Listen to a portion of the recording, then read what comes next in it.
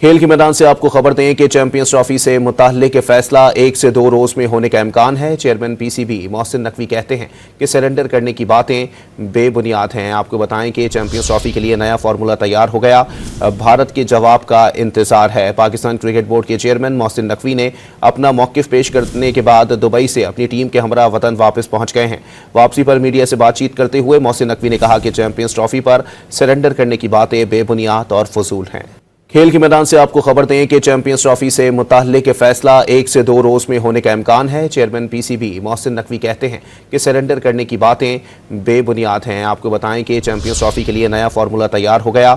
भारत के जवाब का इंतजार है। पाकिस्तान क्रिकेट बोर्ड के चेयरमैन मोहसिन नकवी ने अपना मौक़िफ़ पेश करने के बाद दुबई से अपनी टीम के हमरा वतन वापस पहुंच गए हैं।